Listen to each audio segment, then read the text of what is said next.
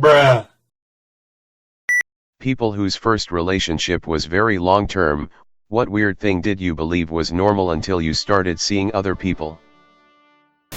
She made me believe the old TV tropes of women never wanting sex. I had to work my ass off to get her to give me some action. The next girl I had was just fucking amazed that I didn't just ask for it when I wanted it. The bewildered look on her face when she finally asked, "You realize I'm horny too, right?" Man, that hits too close to home for me. This is morbid, but I thought it was normal to argue every day. I thought all couples have their bickering and it was just a regular thing. I was astounded when I went into my next relationship and actually got on with the guy and went weeks and weeks without having any issues. It always felt like the bubble was going to burst. Goes to show, don't stay in a relationship just because you've already invested a ton of time. You get one life, spend it with someone who makes you laugh every day. My parents' relationship was like this. When I met my current partner, I told him I would never get married because I don't see the point in being stuck in an argument for the rest of my life. His response was, "Okay, well, if we communicate, I don't see why we would be always arguing." I didn't get it and didn't want to get into it. One day we were communicating and the conversation was intense. Not even arguing/raised voices, and he said, "Let's take a break from this, I'm feeling frustrated," and I just sat there dumbfounded like, "What? You aren't gonna yell at me? Glad you found each other." I texted my then new girlfriend about where I was and who I was with about every 30 minutes. After the third time, she told me that she didn't need to get updates on what I was doing, and to just let her know when I got home safe. I remember feeling almost a physical weight being lifted off my chest because I didn't have to worry about my girlfriend freaking out if I didn't update her. I learned what trust felt like that night. I am actually amazed at how many married couples are this way. I just thought it was common sense to trust your spouse is doing what they said they were doing. No point in being crazy until there is a reason to be. I thought most guys liked having their nipples played with because my first ex did. My second boyfriend was so confused when I started licking his titty. LMAO. Bro, I love when girls do this. My first girlfriend never did because I didn't think it was normal. Then my second girlfriend did this and would also lick inside my ear when we were banging, which is like another G-spot. LOL. I would never think of these things. Just a SFW remark. Her father hating me. I just thought this was normal, but in the subsequent 3 relationships, last one turning into a marriage and family, the parents were kind and I couldn't believe that is possible. Sorry, I don't have any NSFW things, all the girls were very open to experiments. Same thing for me, man. Granted, it was a high school relationship and I figured he just hates me cause I'm a high school boy and he knows what high school boys want. But no. The level of malice he poured out on me was far beyond typical father protecting his daughter levels. She eventually dumped me after he threatened to kick her out of her family. In a happy relationship now with an awesome girl whose whole family is a ton of fun. So it worked out for the best. That some girls, in a relationship, don't like to kiss as often as others. I'm just talking about pecs when I/GF gets home, etc. I always enjoyed a hello kiss, but I guess some girls don't.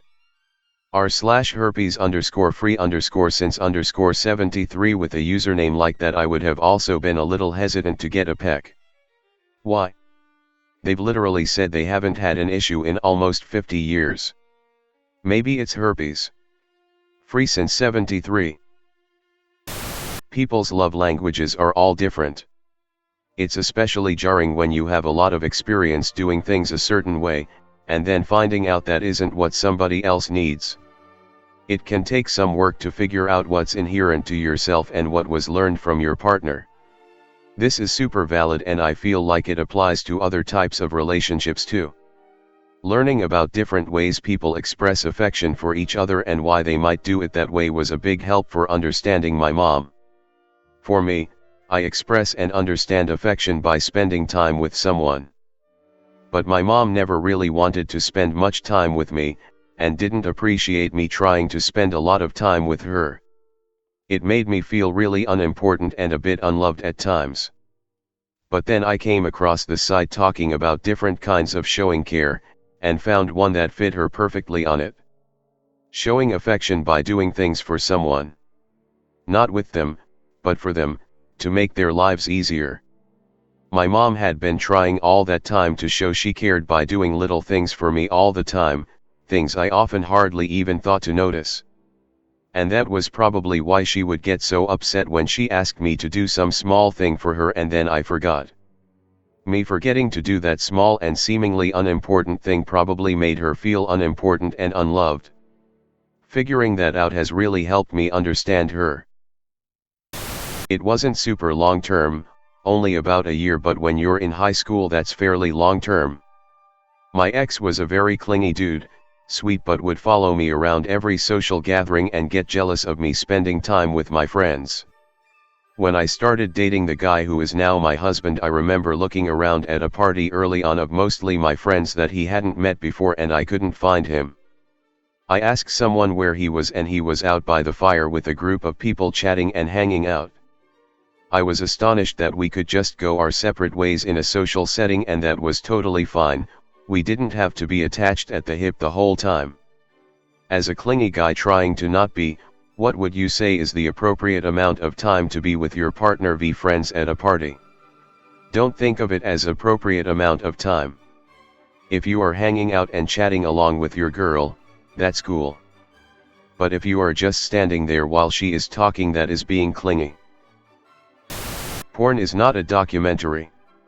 Being used as a sex doll, contorted into uncomfortable positions, and pounded until you bleed, can't stand up, or just break down crying from the pain isn't normal, nor is anal sex a necessity. We were both virgins and he had major porn brain.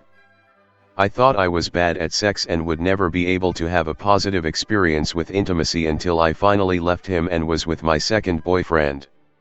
I'm okay now, but wow, was that a horrible person to lose my virginity to. The first and second time I had sex, I was in so much pain, crying during sex, bled for days afterward. The third time, I tried with a different guy. When he came over, I had paper towels ready next to the bed because I thought for sure I was going to bleed. I ended up dating that guy for about 4 months, and never felt any pain or bled at all during sex. One time I told him to stop, and he immediately pulled away, and I was expecting him to not stop like the first guy did. I was really surprised. It completely opened my eyes to how sex is supposed to be and how much that first guy messed me up. I really hope you're okay, sad face. I had a similar experience with a boyfriend 11 years ago and sought counseling very soon after as it affected my body and sexual confidence because of this. It's really made me realize how young boys and men can benefit with positive sex and emotional education. I tried to change her. That was my emotional insecurity. My bad, Melissa. You're not my ex, but my name is Melissa. I still have to regularly deal with my ex who maintains that I alone was the cause for the demise of our relationship. Seeing this was weirdly cathartic. I'm a Melissa too, and I understand this, and have lived this. So you made it to the end.